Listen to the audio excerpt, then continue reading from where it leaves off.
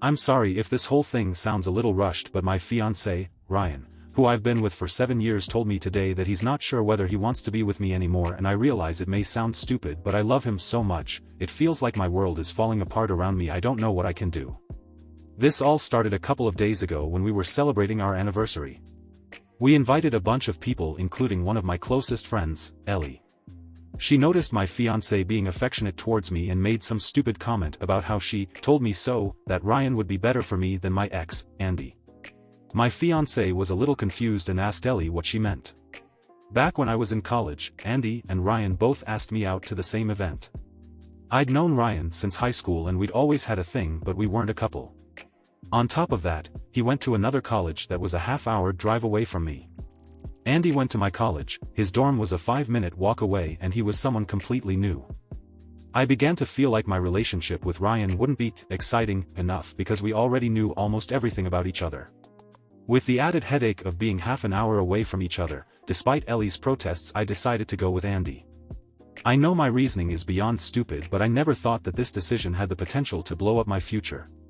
Ryan was already hurt that I declined his request to go on a date. I didn't want to make him feel worse by telling him that I was going with someone else, not that it mattered because he stopped talking to me for about 6 months. During this time, it became obvious that me and Andy weren't right for each other, so we ended it. When me and Ryan began talking again, I realized how much I missed him and that he was perfect for me, so I asked him out. He was overjoyed, and that's how we got to this point. For the rest of the party, I could tell that his mood was off. He kept pulling away from my kisses, touches, and responded to me with short one-sentence answers. After the party, when I asked him what was wrong, he just said that he felt sick.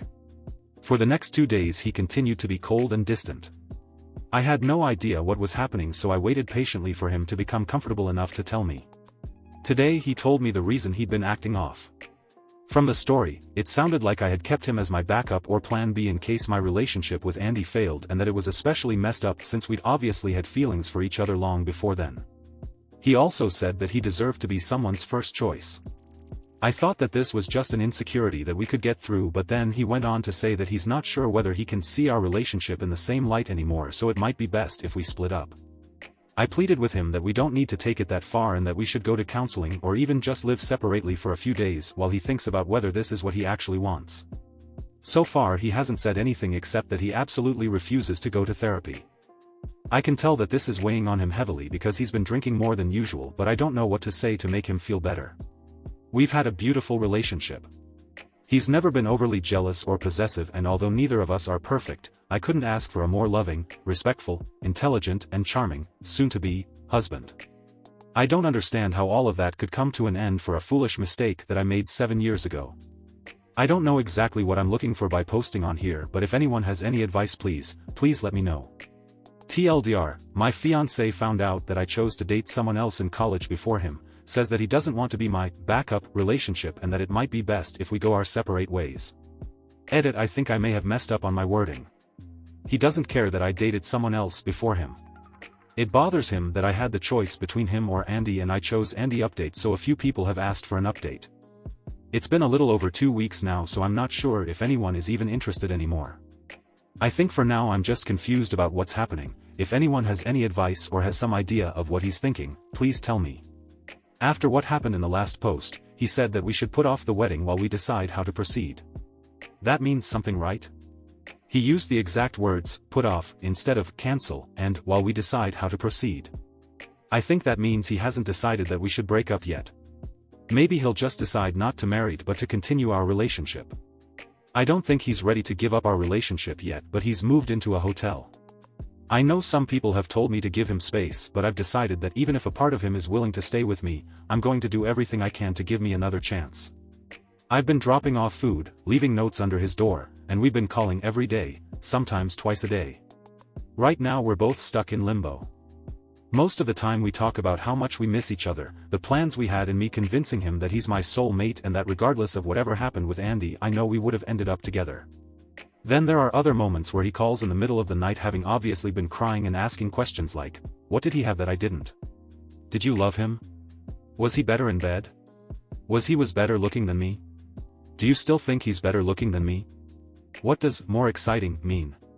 Do you wish he gave you another chance? He says that he wants to be with me desperately, but when he thinks about me, it's seared into his mind that I was always his first choice, but he will always have been my second. It hurts him that we had feelings for each other all the way through high school, but the moment I met Andy, none of that meant anything anymore, which must have meant I thought Andy was worth my time and he wasn't. It breaks my heart to hear him holding back his tears and trying to cry silently, but I swear I'll do anything to save our relationship, and part of that means not hiding anything from him. I've begged him to reconsider going to therapy, but he absolutely will not budge. Some of our mutual friends are saying that they're not sure if he'll recover from this, but I don't care. He hasn't told me to stop trying, so I'm not going to.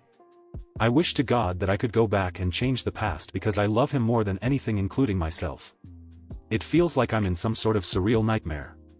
Less than a month ago, we were laying in bed fighting over which of us got to name our kids, and now a seemingly insignificant mistake that I made 7 years ago might wipe away the beautiful future I want with Ryan. All I can do right now is be there and hope that he can give me another chance, but I don't know what he's thinking. I know this isn't a common relationship problem, but if anyone has anything they can give me, whether it's advice or even reassurance that things are going to work out, please tell me. TLDR, our wedding is put off for now. He's moved to a hotel and we talk every day, but he hasn't decided yet whether he still wants to be with me. Edit: he called an hour ago. Some of his friends found this Reddit post and showed it to him, so he called angry, asking why I would tell strangers about our personal problems, and how is he supposed to face his friends and family now after they all know that the only reason I'm with him is because Andy broke up with me. After reading the comments, he realized that it wasn't right for him to keep me in the dark for so long without making a decision. He's decided that we should go our separate ways so that I can decide whether it really is him that I want to be with, and that he wasn't just the convenient choice. For now, I can't describe how I'm feeling. It's like I'm so tired I just want to go to sleep forever. I know some of you have the impression that he's a horrible man, but this was just a small fragment of our relationship and doesn't reflect who he is an individual in the slightest. He's the guy who spent days learning about my major on top of his own studies so that he could help me study for exams and proofread my coursework. He spent thousands of his own hard-earned money to give my parents their dream vacation to Australia and insisted that I say I paid for it because they'd feel bad taking money from him. When my ex threatened to leak nudes that I'd sent him when we were together, I was terrified that he would leave. He took me out to my favorite restaurant and said that there was nothing anyone else could do or say that would ever affect how much he loves me, and then he asked me to marry him so I'd never have to worry about him leaving ever again. My fiancé is the best man that I've ever known, and the assumptions that everyone here has made from hearing about such a small part of our lives is disgusting, and I didn't come here for people to convince me that he's immature, insecure, or any of that. I should have known better than to post here, but all I can hope for now is that he sees this. To my fiancé, I don't know what I can say to make this better, and I don't know if you'll be able to heal from this. What I can say is that you are wrong in thinking that I chose you out of convenience. I chose you because you're the most thoughtful, handsome, intelligent, and charming man that I've ever known. Every single moment that we've had together for the last 7 years, every kiss that we've shared, every bagel that we've split, and every "I love you" that I've said was meant for you and was an affirmation that you are and always will be my first choice. I don't believe that you want to cut our lives together short. I think that you were trying to heal from the consequences of a mistake that I made, and then I inadvertently set a fire underneath you by forcing you to come to a decision by making this post. Take as long as you need to do whatever it is that you need to do to heal from this, and I'll be here waiting for when you're ready to talk. If you decide that this is something that we cannot overcome, I would accept your decision, but I know we are stronger than this. I love you so much.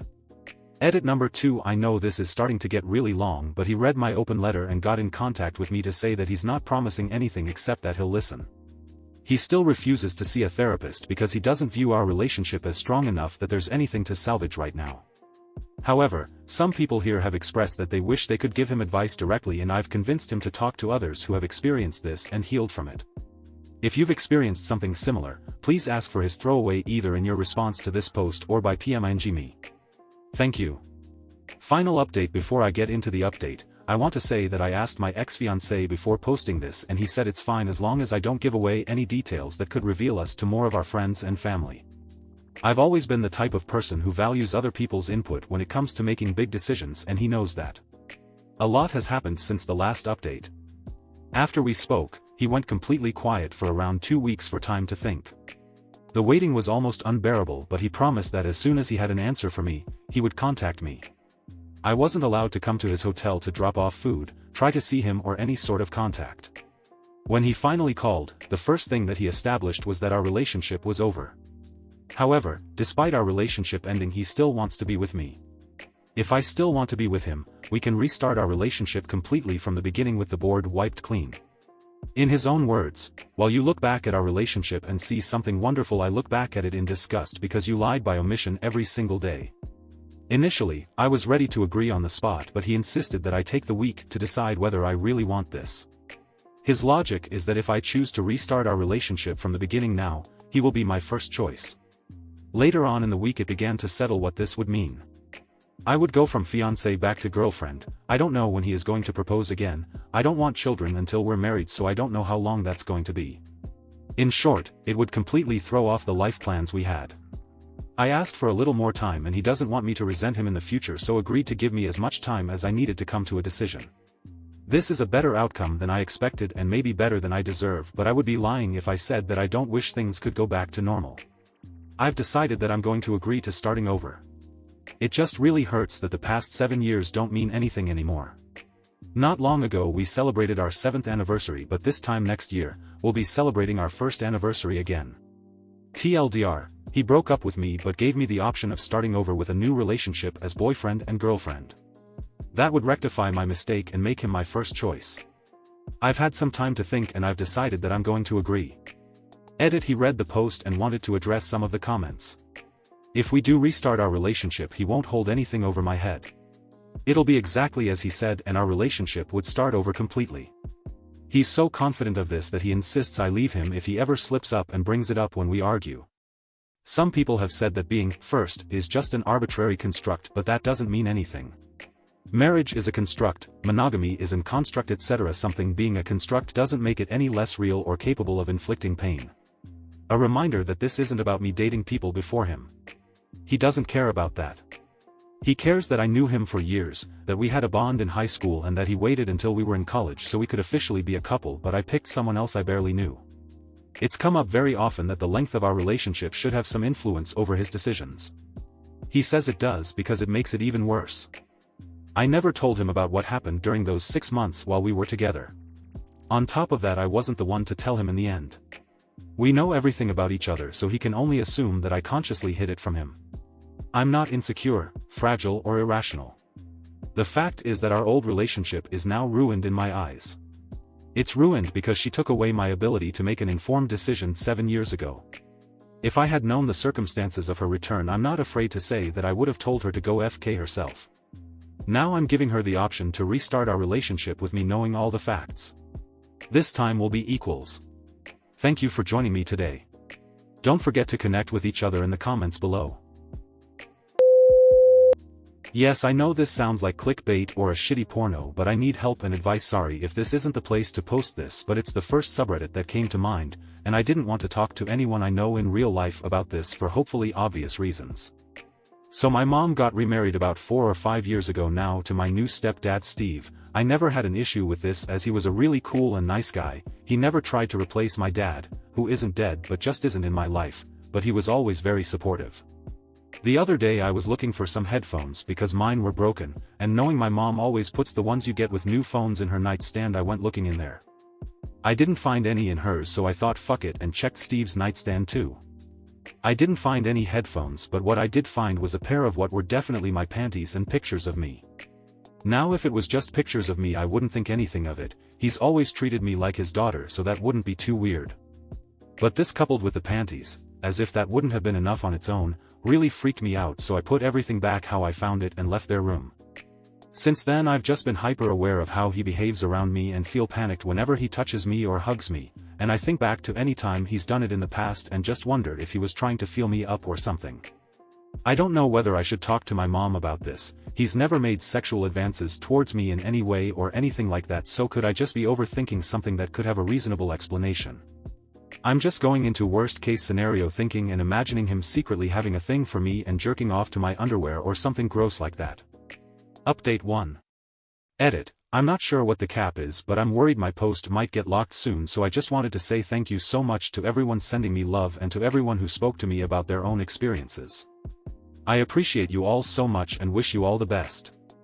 If I decide to go forward with the police or anything of note comes about, I'll be sure to update everyone.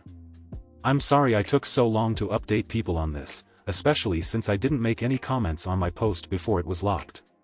I'm pretty shaken up still, so again this post may not be entirely coherent in all honesty.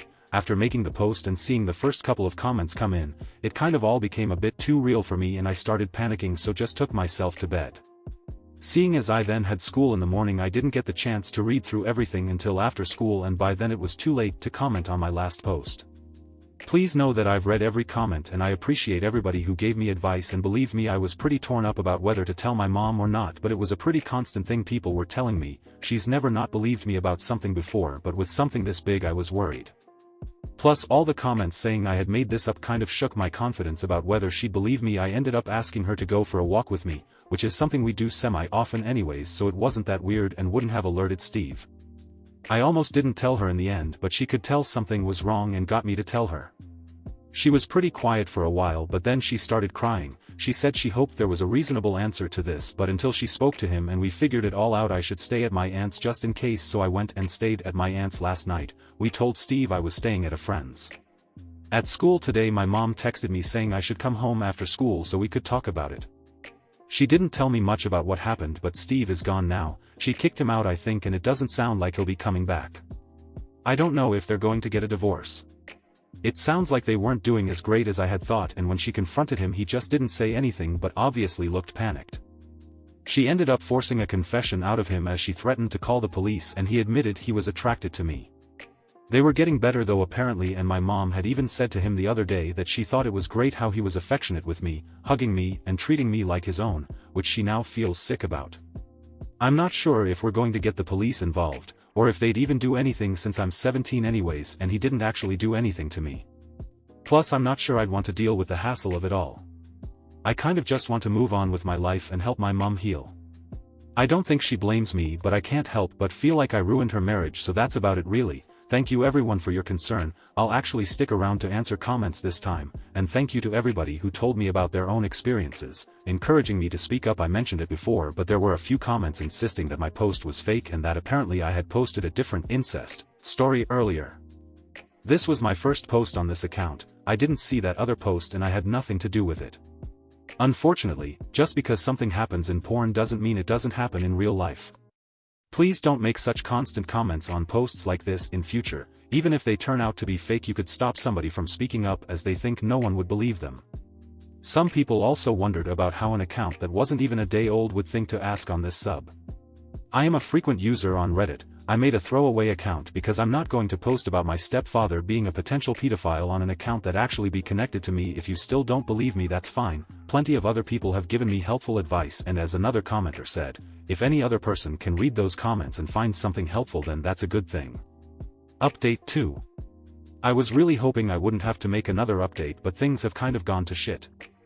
After my mom kicked Steve out, everything was actually going okay to start with. We hung out a lot and she took time off work, partly to spend time with me and I think partly to deal with what happened.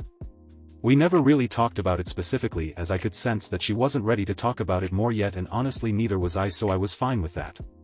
As the week went on though, I noticed she seemed to be getting worse. She was talking less and wasn't eating as much, and I even heard her crying one night. I really didn't know what to do, so I just didn't mention it to her then. Maybe a week after she kicked him out, I came home from school and found Steve back in the house. I freaked out about this and went to talk to my mom, but she just stayed silent and avoided eye contact with me. I kind of figured out on my own that she missed him a lot and decided to ask him to come back. This was 5 days ago. Since then my mom's been noticeably happier and more of her usual self, but she refuses to talk about what happened, or punish Steve for it in any way. Now that he's been welcomed back, it's as if he's bolder since he knows he can get away with it. He keeps lingering by the bathroom whenever I have a shower, hugging me from behind, and has started just walking into my room unannounced. Anytime he touches me he definitely lingers. I'm really worried he might try and take things further, and have cried myself to sleep most nights. I feel completely unsafe in my own home. I tried staying at my aunt's or a friend's a few times, but they were busy, and since I haven't told them what's going on I couldn't make them have me over. I think maybe I should tell my friends, as then they might let me stay with them for a bit, but from how my mom's reacted I'm fucking terrified to tell anyone else, as they might just brush it off. I don't know what to do. It's obvious I can't trust my mom now and I don't know who to turn to. I'm going to start saving money so that hopefully when I turn 18 I can move out. Edit. Off the back of everyone's comments I've spoken to my aunt. She now knows everything, and although she's going away for work for the next week, she's given me keys to her place and is letting me stay there for now. We both agreed we wouldn't tell my mom or Steve where I was, as I'm worried he might come over if he knew I was in a house by myself. I will also look into getting locks for if I have to go back to my house, and I've requested a meeting with the school counselor to talk about everything. Thank you everyone, I'll keep you updated when if anything changes. Update 3. Trigger warning: sexual assault. I figured it would be worth making a new post as a lot has happened in the past month that I know some of you would be interested in hearing about, plus with certain things that have come to light I'm in need of even more advice. As of my last post, I moved in with my aunt. At the time this was just a temporary thing, but now I've pretty much completely moved in. She took me to collect my stuff from my house one day whilst Steve was at work. I eventually told my mom, and by extension Steve, where I was staying, more for her peace of mind than anything else, as I didn't want her thinking I was homeless or something. That kind of stopped her demanding to know where I was and to come home, as my aunt made it clear how disgusting she found my mom's behavior and that she was ready to protect me since she clearly wasn't. Like I said previously though, my aunt goes away for work a lot, so most of the time I have the place to myself, which is pretty sweet, but unfortunately Steve is aware of this too. He tried coming over to talk to me a few times when I was home alone, but I locked the door and threatened to call the police if he didn't leave. He hasn't bothered me since. After taking into account people's advice, I told my friends about what happened. I had to at some point, as they were eventually going to realize I was living with my aunt and I wanted them to be able to come over too. Sadly, this is where things got even more fucked up. Once my friends knew what had happened, some of them came forward to me, and it turns out a few of them had had run-ins with Steve. For some of them he had just made creepy comments and remarks that they'd brushed off at the time. Another had actually gotten messages from him on Facebook, telling her how good she'd looked the last time she'd come over, complimenting her new pictures and making it clear that she turned him on, even offering to show proof. The worst was with my best friend, Lucy. She didn't go into too much detail about it, but I could tell it was hard for her to talk about. Nearly a year ago, probably the last time she had stayed over at my house, she had run into him when getting some water at night. He'd said something about how a girl her age shouldn't be wearing such revealing pajamas, blocking her from leaving the kitchen, and just kind of kept telling her how good she looked at that she must be wanting for people to notice. She was pretty uncomfortable about and tried getting past him, and he took the opportunity to grope her. Fortunately he didn't take it any further than that. I feel completely disgusted, both at Steve and also myself. I can't help but think that if I'd noticed something sooner that I could have spared my friends from this. I think part of me was trying to rationalize his behavior, which is why I didn't make a report at first. I thought maybe it was fine since I'm almost 18 anyways. But knowing that he's been behaving like this, with my friends going as far back as when one of them was 15, is just disgusting. I was being stupid before. I realize now how horrible he really is.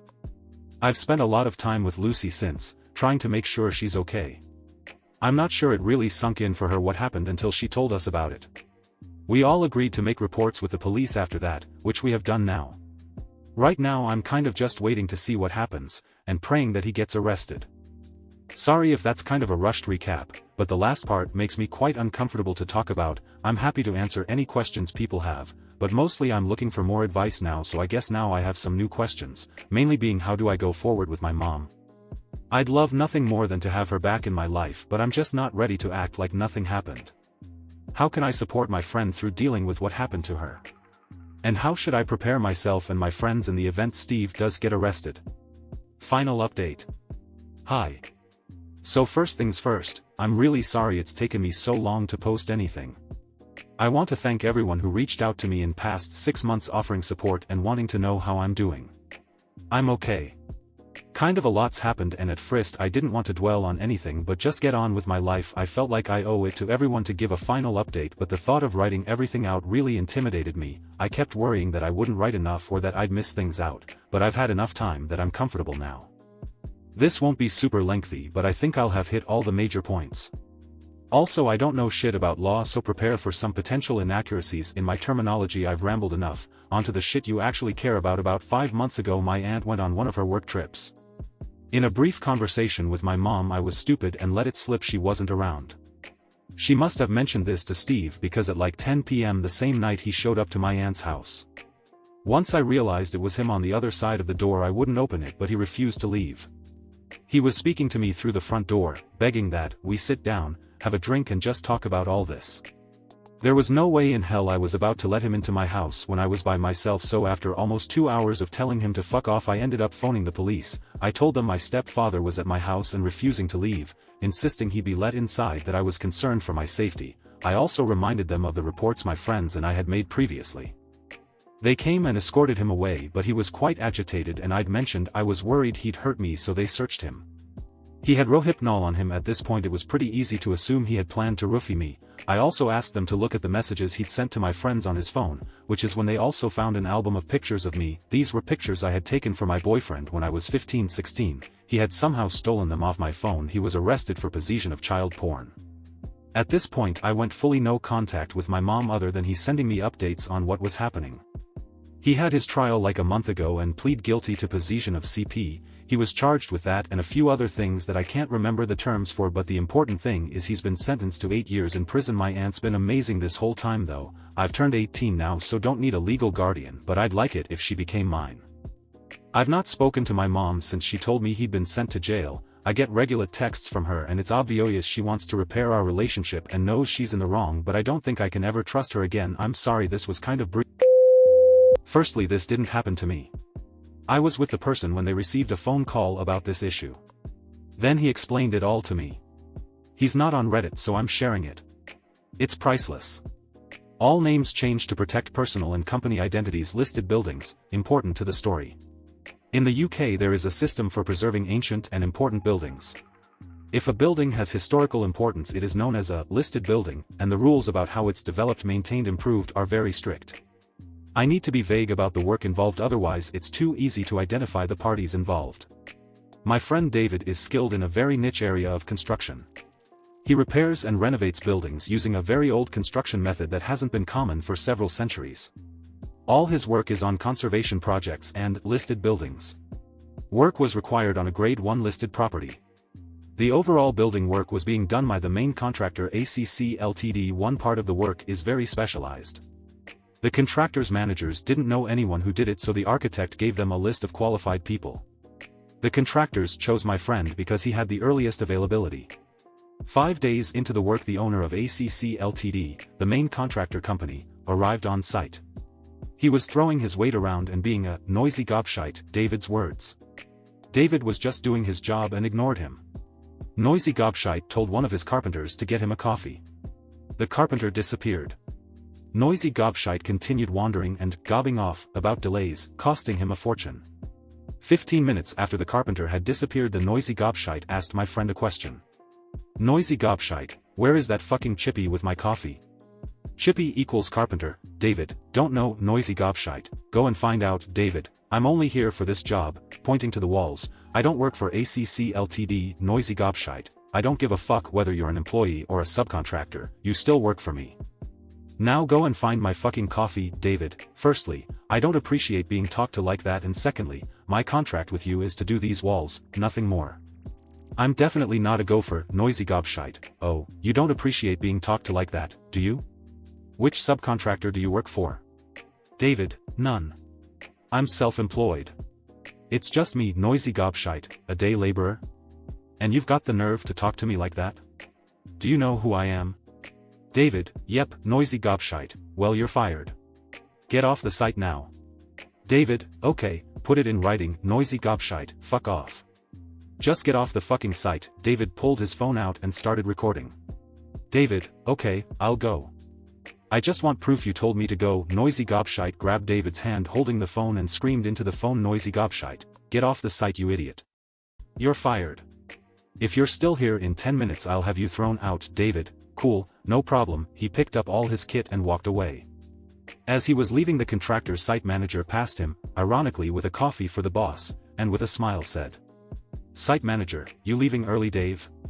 "Bloody part-timers." Joking. David, no, your boss just fired me.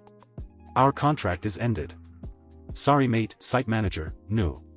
No. Let me sort this out. Wait, please. Please, wait. David left. The site manager was losing his shit because he knew something that Noisy gobshite didn't. Only 7 people in the UK are qualified to do the work. They all have a waiting list and David had been the only one available. By the time he was home he had 12 missed calls. That was Thursday. 2 working days missed so far. He said he'll go back but only if he gets paid for the extra days and has a genuine apology in person from the boss. I met my friend when he was getting a call from the site manager saying the boss apologizes but is out of the country, so can't apologize face to face. David also told me he phoned the other specialists to warn them but they'd all been phoned on Friday begging them to do the job. Nobody took the work. They're all booked solid. David also phoned the architect to warn him. Situations like this, some unscrupulous contractors try to botch the job and fake the work. David is going to stick to his guns. Pay for all missed days plus face-to-face apology. He is sure he'll get it. I've said I'll pay anything to watch the face-to-face apology update. Site manager phoned to say he was told by noisy gobshite to threaten legal action if David doesn't finish the job. Site manager was very embarrassed and apologetic. David reminded him he didn't leave and has proof that he was fired. Site manager phoned again to say noisy gobshite will apologize on Friday. Can David start tomorrow? David said no. Following the threat of legal action, the conditions are different. Face-to-face apology before work restarts. Added pay for wasted days. Payment of full contract value up front before work starts. All must happen by Thursday. That's the last day he can start and still expect to finish before his next booking. If he also works the weekends, he has just enough time. I asked him why he isn't charging a huge extra amount for the guy being such a wanker. He said it doesn't look good if you take advantage of companies when they're under time pressure. Not the done thing. It seems that one of my friends is an 18th century gentleman. Correction, I misunderstood David when he said only 7 others do this work. He meant 7 other businesses apart from his. They're small businesses, so he says it's probably about 20 people who can do it. Still a small number, but not as comically small as 7. Sorry for misleading you all about the number. Update 2. Unfortunately, it seems there will be no apology. David has discovered that the site manager was blamed for not making noisy gobshite aware of the situation beforehand, and was fired. David contacted the operations director for ACC Ltd, Noisy Gobshite's number 2, and informed them that an apology is no longer required as he will not be returning to the job. The ops director apologized for everything and offered to renegotiate the money very generously. David told him that he had only considered going back to the job as a personal favor to the original site manager. Since he isn't there, he feels no obligation to return. Ops director said he will get back to David but didn't say why. I asked why he didn't say, give him his job back or I won't come back. David said, noisy gobshite is too petty and weak to be told what to do by a craftsman. It will have to be the company's idea for the site manager to come back.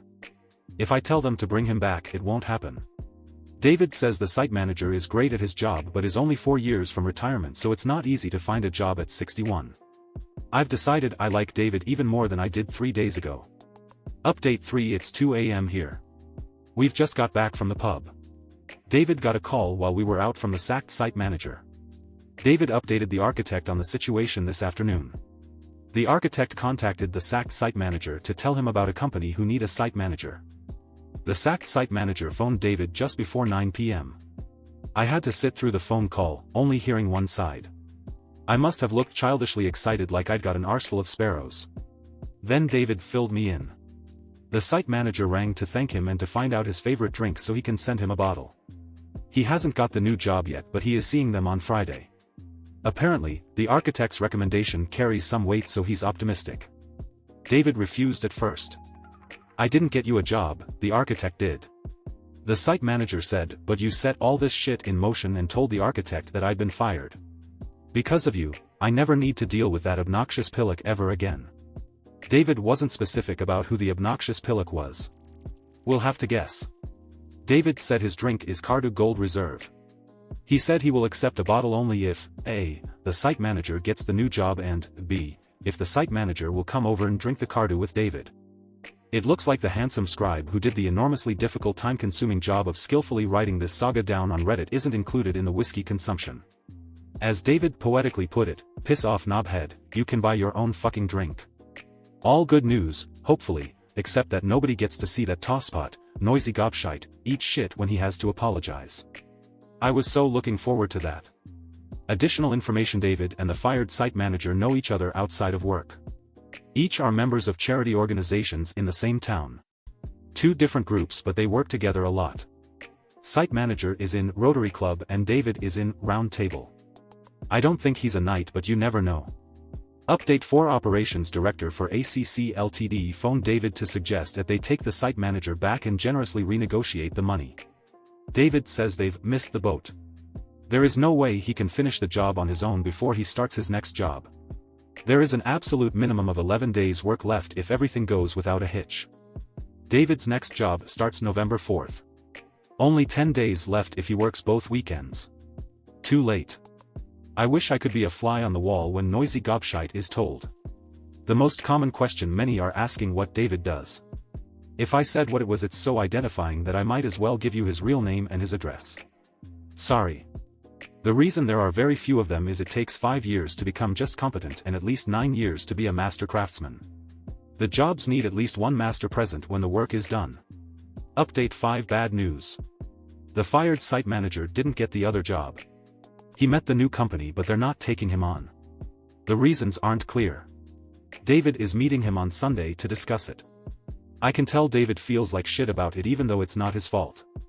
Site manager says he's going to take action for unfair dismissal. I thought this was going to be win-win-win, but I suppose life isn't like that. Update 6 News about the sacked site manager. The situation isn't as bad as we first thought.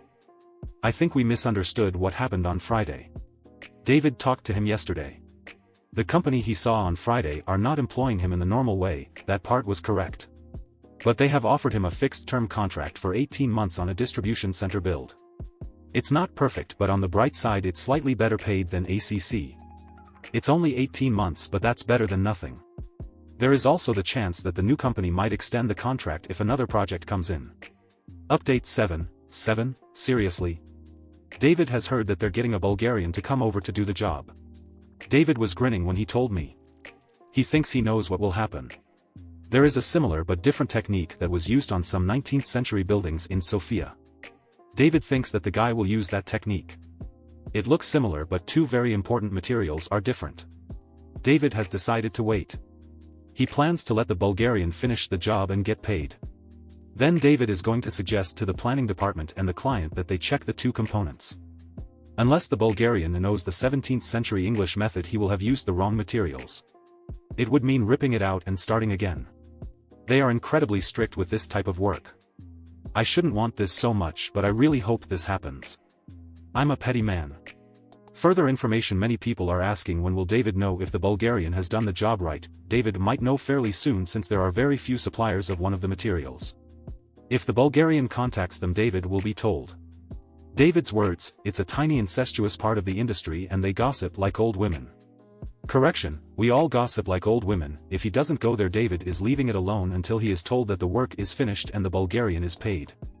He doesn't want to put the guy's money at risk. In David's words, I don't want the Bulgarian to drag his arse over here and go home empty-handed just because I can't wait to drop silly bollocks in the shit. The man's got a living to earn. I'll wait. Just in case of confusion, silly bollocks is the same person as noisy gobshite. It should take the Bulgarian about 3 weeks to finish the job unless he works weekends. David knows plenty of people on site and a few at ACC head office, so he'll know when the job is finished. So I've got to sit on my hands for 3 to 4 weeks and pretend I'm not an excited 7-year-old girl pissing her pants about Christmas coming. Update 8 David has been told that the Bulgarian got straight to it and started work. He's had materials delivered, but from an ordinary building supplier. The stuff he needs to do the job properly is too bulky for him to bring with him even if they sell it in Bulgaria. He hasn't ordered it from the UK supplier. There are 3, but only one has enough for this job because they got it in for David. So, unless it is coming by road and ferry, he is not using the right materials. David wouldn't allow it to go unreported even if he wasn't annoyed about noisy gobshite. He's got a genuine passion for looking after all these buildings he works on, and he is a purist when it comes to historical accuracy. So now I have to hold my water for 3 to 4 weeks. David says that if he's using more modern materials he might finish sooner. 3 weeks is the time it takes if you stay in the 17th century. I've turned into a bit of a weirdo about this job. When I phoned David earlier on a pretext, he realized I was after info again. David, fuck me. Do you want me to fit a body cam so you can see and hear everything as it happens? Me, if it's not too much trouble and you can link me into your phone calls. That'd be nice. David, after laughing, you fucking knob cheese. Is it okay if I cover the lens when I'm shitting and shagging my wife? Me, personally, I don't do those two things at the same time, but whatever floats your boat. David, you're telling me you do them separately? When are you shagging my wife? Me, right after she's cleaned all the shit off the sheets from doing you. Some of us are fussy. David, piss off. You're an uptight clean freak. Hangs up. No goodbye, no see you soon. English manners aren't what they used to be. I know it doesn't look like it, but, honestly, I do have a life. I promise. TLDR, owner of contracting firm fires subcontractor without realizing nobody else can do the essential work. Lots of shit ensues. Update number 1, update, do you know who I am? Backfires on business owner. When I first started writing this I would never have believed I was going to type. Update 9, lots of news. The Bulgarian finished the job and went home 2 weeks ago. According to the people who met him, Stefan, the Bulgarian, was a good guy and a very hard worker. He did 12-hour days and weekends so he could cut the cost of staying in the UK. Based on what he learned about Stefan, David is happy that he waited until Stefan got paid before he reported the work. David was already fairly sure that Stefan was not doing the job correctly. He had checked the 3 firms who are the only UK suppliers of the most obscure material involved in the job, and none said they'd had an order for the site. Of course, it was possible that Stefan imported it, but nobody on site had seen an overseas material order. So, as planned, David contacted the local authority planning department, the client and the architect, and an organization called Historic England. He explained his concerns in the easiest, least intrusive way of testing. Then he waited for them to look into it. It only took a couple of days, but I can honestly say that I've never been so anxious or felt so invested in something that is none of my pissing business. First report came from the architect. Wrong method used. Wrong method using the wrong materials. He'd used a 19th century Bulgarian technique, not the 17th century English that is demanded. The architect was enormously pissed off. David said he's never heard the architect use bad language before, but this phone call was blue. Apparently, noisy gobshite is called that ignorant fucking cockwomble by the architect. David asked me what a cockwomble is. I had no idea. Suggestions welcome. The architect said he was going to contact the local authority because he doesn't want them to think this is anything to do with him. Most of the rest came to David's second or third hand. He knows some of the staff from ACC. I asked if it was difficult to get them to tell him anything. He said they can't pick the phone up fast enough. The local authority planning officers visited the site and inspected the work. They told the contractor that the work was entirely wrong and must be cleared and done properly. Then it got interesting. The inspectors had a look around the site. They found an issue. I can't be specific about this because it would be too easy to identify the buildings involved. The contractor has destroyed part of the building. There was an internal feature that didn't look particularly important but is part of the roof structure. They removed it and put in a much better modern support. But they are not allowed to. Neither the project manager or the new site manager or staff knew the importance. Guess who ordered it to be replaced? Cheap quick option, instead of repaired, slow expensive option. Of course, it was noisy gobshite. It's a criminal offense to destroy anything on this type of property. Jail time type of crime. Even if they don't go to jail, it's a massive fine. So now everybody in that company is pointing fingers at each other and claiming no responsibility. Noisy gobshite has claimed that he did not give the order to take out the internal parts of the roof structure. The project manager has email evidence he did. On Tuesday 19th the client ordered all of the contractor's staff off the site. They're having everything examined. It's almost certain they're firing the contractor. They've issued instructions for bids from new contractors. They'll also sue the contractor for the cost of repairing and replacing everything they've done wrong. The architect's estimate was £800,000. The local authority planning department wrote to the contractor outlining what they've done wrong and advising them of their plans to inspect and the possibility of prosecution. According to the staff, noisy gobshite disappeared to the lawyers on the day the letter arrived. David had 3 different people from ACC phone him within an hour when the news of the letter circulated around the staff. So now we're waiting for a few things. Client's inspection. If that confirms that ACC have damaged the site, then the client has the right to fire the contractor. ACC doesn't get paid and they have a massive repair bill. Local authority inspection by conservation experts. If they've destroyed features in the property, the local authority will prosecute ACC as a company and the person who ordered it. David is very unhappy because the internal structure that has been destroyed can't be replaced. In his words, that wood has been sitting there doing its job for 400 years until that fucking jizz stain comes into the picture. Then it's gone and that's it, never again. He seems genuinely sad. I'm betting that noisy gobshite is wishing he'd got his own coffee on that day last month. Correction and apology. The letter to ACC, not their real name, did not threaten to prosecute. It only made them aware of the planning department's intention to send a specialist to inspect the building and in particular the area affected by the change. Apparently, prosecution, if it happens, takes forever.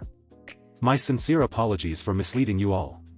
Like everyone else, I was too keen to pick up my pitchfork and believe the worst. A combination of wishful thinking and Chinese whispers meant that by the time the story got to David it was much more serious and advanced. Noisy gobshite might actually be prosecuted, but if it happens it's more likely to be 6 months than 6 days. That's the second correction since I started. I promise to try to be a bit more conscientious on future updates. My fault, not David's. David warned me. Everything that goes in your ears doesn't have to spill straight out of your mouth. You're too keen to feed the masses. They might think you're farting rainbows right now, but that won't last if you make a bollocks of the info. He's right. As usual. As fucking usual. As annoyingly fucking usual. Requested information. A few people have asked what happened to the original site manager who was fired, but I couldn't answer until tonight.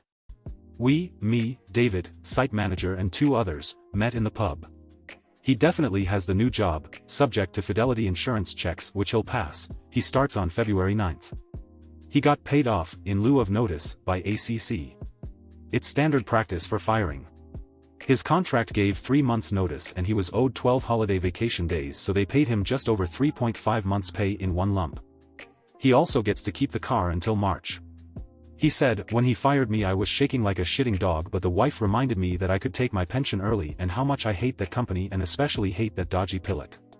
Then, architect, called me about the distribution center job and I stopped worrying. He has got Christmas off and he is starting the new job on a slightly higher salary. The only downside is that the job is only guaranteed for 18 months. There is the strong possibility that the company will keep him after that if they have work. It's just not definite.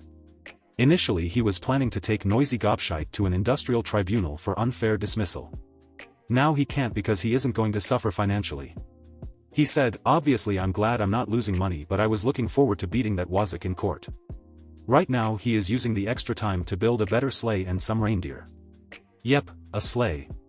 It's to go on the back of a truck. His group walk around the area dressed as elves and snowmen, with Father Christmas on the sleigh, playing Christmas carols at window-rattling volume, collecting donations for a charity. I've been roped into it many times. He brought David the whiskey he promised. David said he shouldn't, but site manager said Yorkshire men keep their word. Even to a shower of soft shandy-sipping southerners like you lot. Besides, I'm not risking breaking this lucky streak. Even the whiskey was half price. Both me and David pointed at him simultaneously and said, a real Yorkshireman.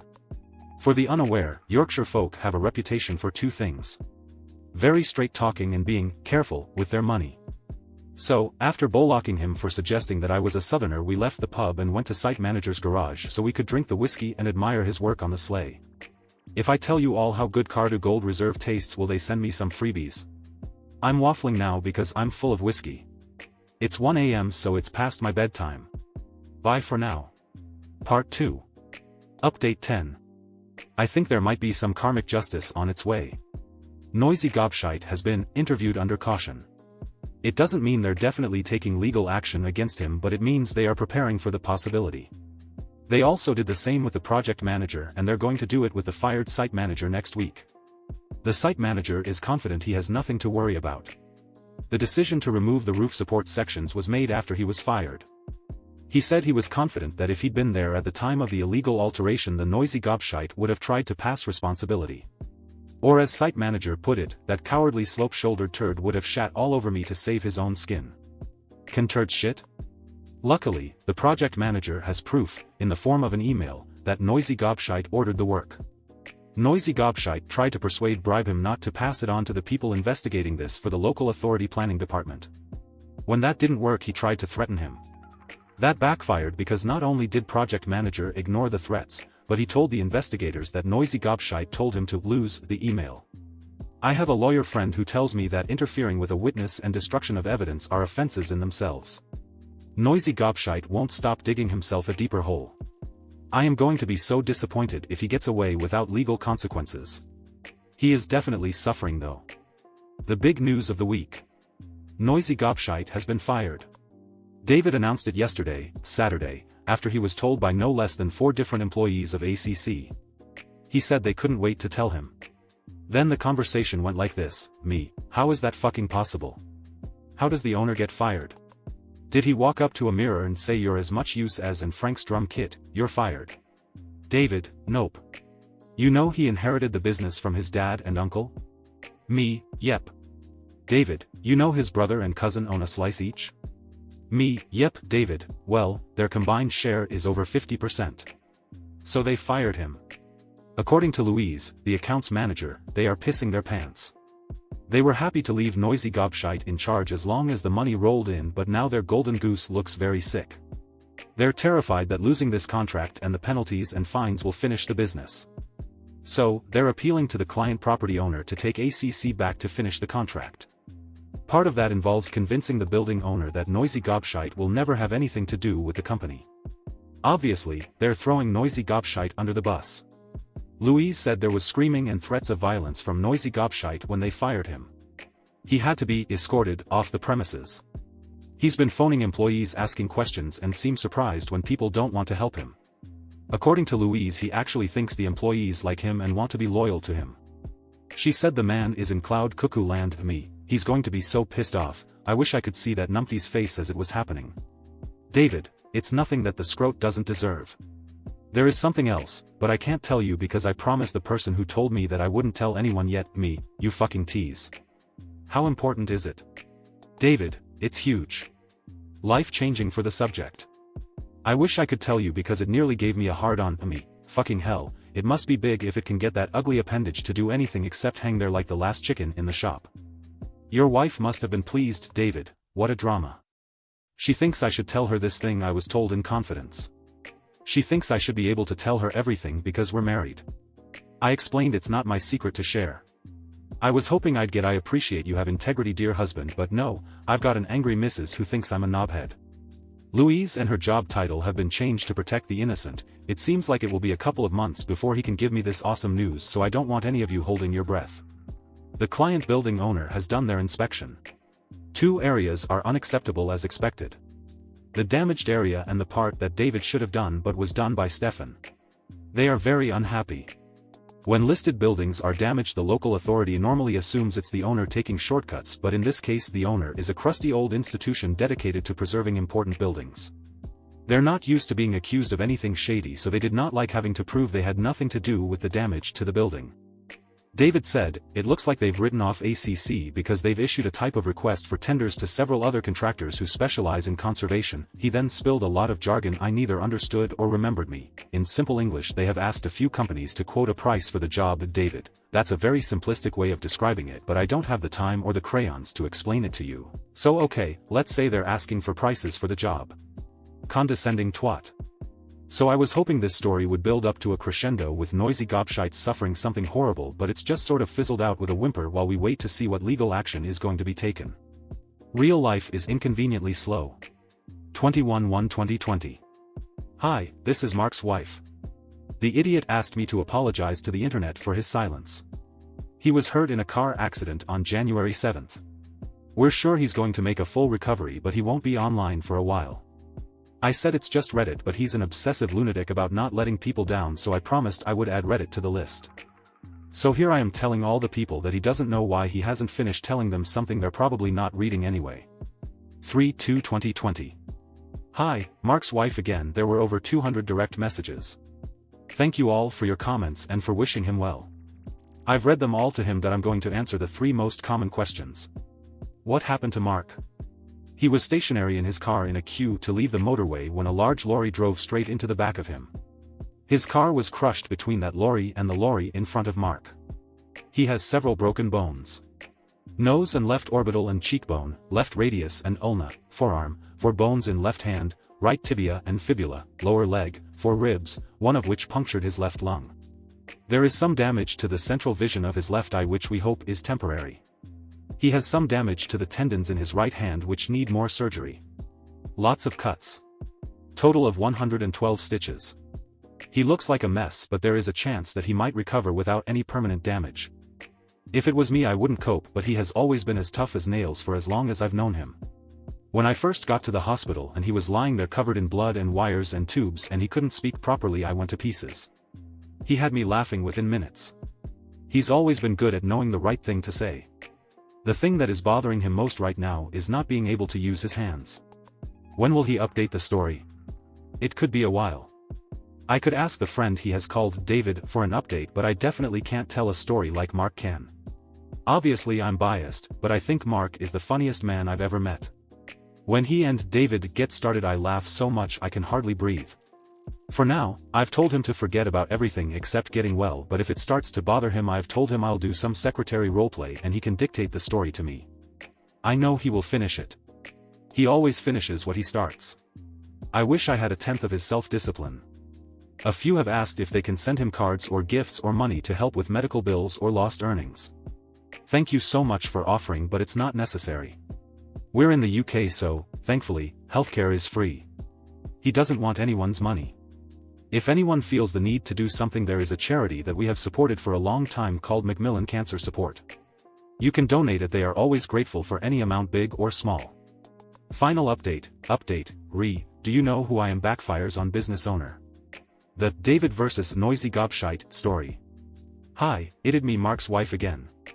He wrote the story about his friend David and a business owner he called Noisy Gobshite. Mark had been updating the story until he was involved in a car accident in January. At that time he asked me to let everyone know that he was injured and he would update the story when he had recovered. Unfortunately, just over a week after my last comment, Mark passed away. Everyone thought he was recovering, but without warning he suddenly became unconscious and died very quickly. The staff tried everything they could to save him, but he had suffered a ruptured aorta. They said it had probably been damaged during the accident and isn't uncommon in car crashes. I'm sorry I didn't update this sooner, but to be honest I completely forgot about this website. It was only when I came back to read Mark's words again that I saw how many people were waiting for Mark to finish the story. I don't know how many people will see this update, but if you know anyone who was waiting for Mark to reply, would you please pass this news to them? Thank you. Thank you to the hundreds of people who left get well messages for Mark. I'm so sorry that I ignored you all for so long, but I've been dazed for the last 3 months. Mark would most definitely have disapproved of my leaving everyone in limbo and would have told me off. Many thanks to the people who made donations to Macmillan Cancer Support, although it seems strange to see money donated in the name of Mostly Gruntled. Finally, thank you to the moderators, particularly you Merari01, for helping me by explaining how I could inform everyone. I can't thank you all enough for the lovely words and virtual hugs that I have seen over the last day. I have cried for hours. It's hard to explain what good crying is when you lose someone. Anyone who has lost a loved one will probably understand. Because of your posts and messages, most of today has been good crying. Your words have made me think about all of Mark's wonderful qualities and all the reasons I loved him so much that I started writing the update and then abandoned it about 8 times before finally finding some bravery. I'm so glad I did it. Thank you again to the moderator you Merari01 for the last little push I needed. It's also made me realize that I want to do one more thing that Mark would have wanted. He always finished what he started. I'm going to speak to his friends and find out what has happened. I know some of it already, but I'll try to get myself up to date with everyone's outcomes. I warn you in advance, it will not be like Mark's writing. It will just be the facts. I haven't got an ounce of Mark's flair for telling a story, but it's obvious from the comments that a lot of people were waiting for a conclusion. The plain facts will have to do. Please be forgiving. I'm going to speak to the person he called David, who has been an absolute rock for me this year. Hopefully he will be able to tell me everything. I'll enter the update as soon as I can. Thank you all so much. You have no idea how much this has helped. Yesterday I was having a better day, mainly because of what you all wrote. Today I woke up angry and I can't shake it. Today is a public holiday in England and I keep thinking about what we would be doing if Mark was here. He never wasted a holiday. I'm angry because I have lost the best person I have ever known in my life just because some selfish idiot couldn't wait to reply to a text message. I can't get over the stupidity and the unfairness. He will go to prison, but only for a few years, but nothing will bring my Mark back. Sorry people, I just needed to vent. Please, please, please don't use your phone when you're driving and don't tolerate it if you see others doing it. 3/6/2020, I would like to mention 2 things. Firstly, may I thank everyone who has made a comment. The beautiful things you have all said about Mark have lifted my spirits. I didn't imagine they would, which is why I took so long to inform you that Mark had passed away. But you did help. Even when what you said was so touching that I broke down, which I have done dozens of times reading the wonderful words. Secondly, may I apologize for not yet responding to every comment. On some days I feel I could talk about Mark all day. On others I can't even think about him without going to pieces. If I haven't responded to your individual comment, it's not that I haven't read it, I've read all of them. It's just that I have been in a bad place some of the time and I can't reply. I will eventually reply to everyone, just as I did, very slowly, with the cards at the time of his funeral and since. I didn't think I would get through them all. It seemed that I was climbing a mountain that wouldn't stop growing, but I eventually replied to them all. All 322 of them. Finishing what I start is one of several good habits I caught from Mark. I just want to hear him call me Carriot again. Carriot isn't my name. It's a Welsh word for love. 27/07/2020. 3:10 a.m. Wow. I haven't been online for a few days and suddenly there are hundreds of messages that I can't sleep again, and it occurred to me that I could update what happened to each of the people Mark had written about. It's just the facts. It won't have Mark's humor or style. Just plain information, but it's the best I can do and better than nothing. Site manager. He started as planned in the new position on a building project for a distribution center. Mark had already said what site manager and David were unhappy about. Being on a fixed 18-month contract as a self-employed person was a disadvantage compared to being an employee. But that was before the coronavirus. After the virus hit, most of the employees were laid off, some were furloughed, but because of the contract the company had to keep paying the site manager in full. What he thought was a bad thing turned out to be his savior. Noisy gobshite. The last that David could tell me about Noisy gobshite was that he has been forced to divest his share of the business, so he no longer owns a third. He had to sign a personal liability agreement regarding his assets in the event of total liabilities being greater than the value of the company. The way I understand that is that if, for example, the total bills for Noisy gobshite's mistakes are more than the company can pay, then Noisy gobshite must pay the extra, even if that means he loses his house.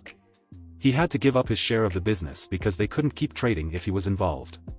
He needs them to keep going to pay the lawyers. He hasn't been charged with a crime yet, but it's certain that he will. They take a long time investigating and preparing before they charge him. Something to do with needing to be ready to go to court once he is charged.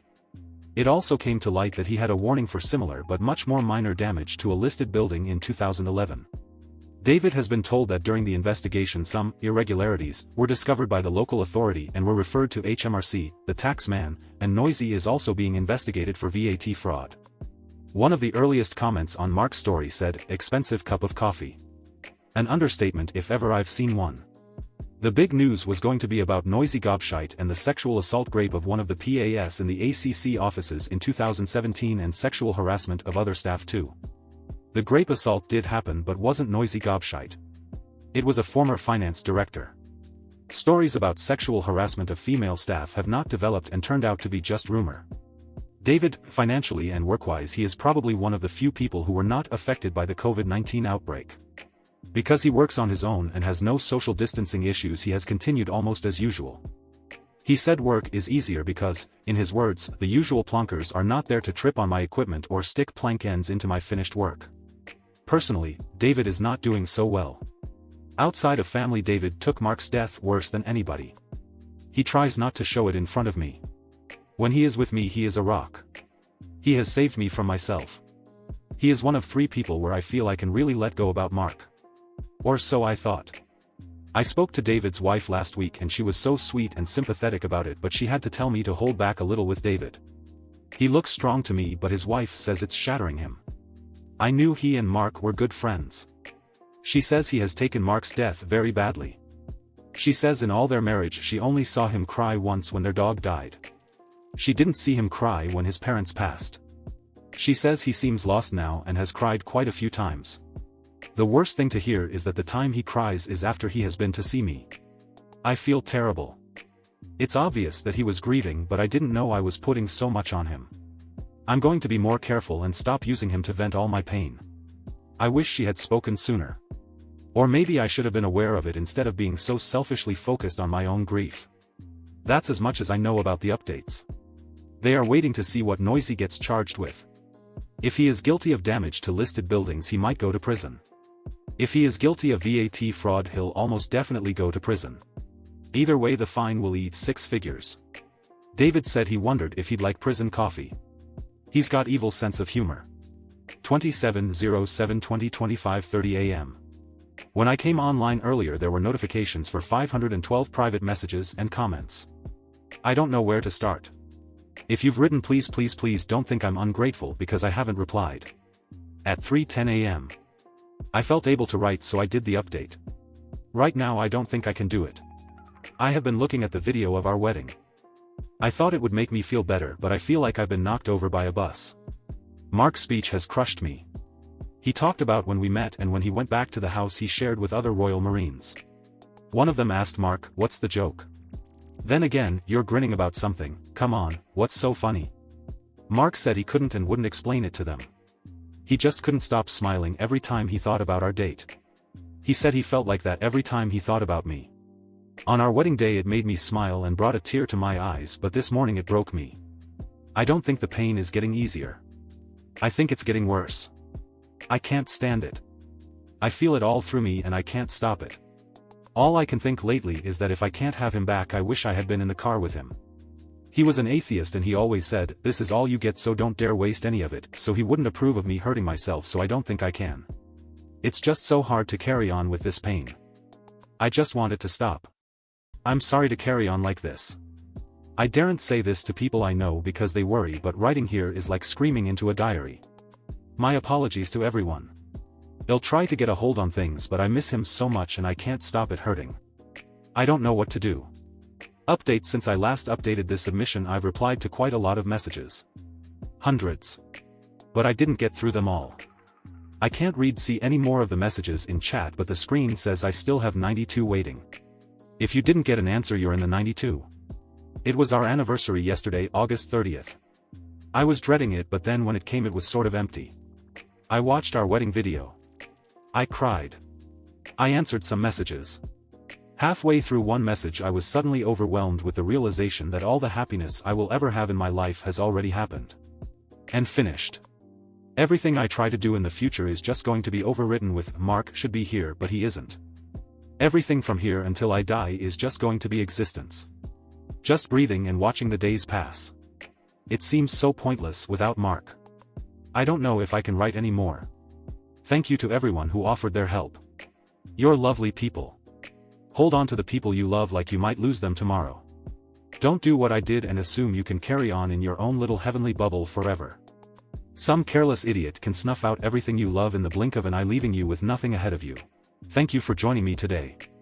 Don't forget to connect with each other in the comments below. Until next time, be kind, be curious, and I'll catch you in the next video. Corner Stories signing off.